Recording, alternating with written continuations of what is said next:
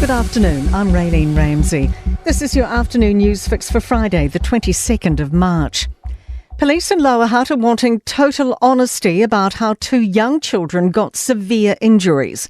They say the 4 and 5-year-old needed surgery for injuries they believe were inflicted over time. The children are already known to police and Oranga Tamariki. Detective Sergeant Rebecca Cotton says there has been a varying level of cooperation from the family. We do feel that some people that have spoken to police have more information than they've already disclosed, so we're urging those people to come back and tell us everything they know.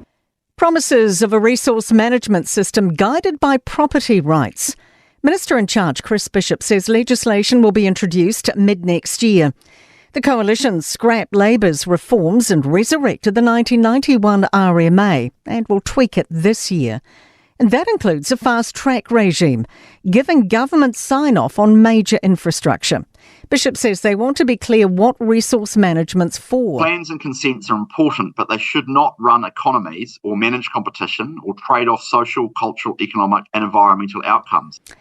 A warning about the true consequences of not building essential infrastructure. Auckland Deputy Mayor Desley Simpson says without sufficient facilities, some buildings won't be consented. Infrastructure Commission head Nick Leggett says things like transport, water systems and community centres are essential to city growth across New Zealand. It won't just be being felt in Auckland, it will be in different parts of the country, but it shines quite an important light and should invite some pretty good public discussion.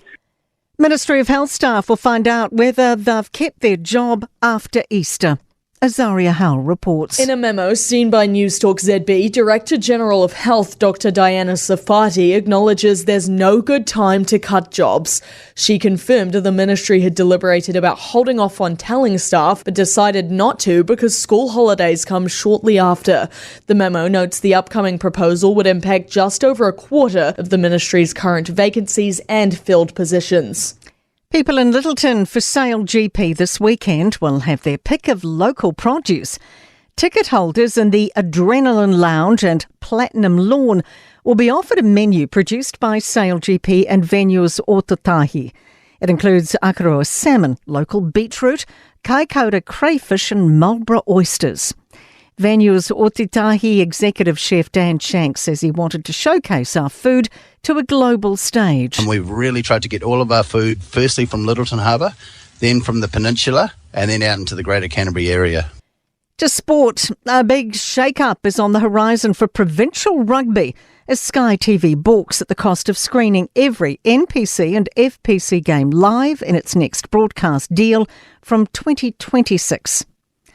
Work to do for the White Ferns women's cricketers if they're to get anything out of their 2020 series against England after losing the second match by 15 runs in Nelson.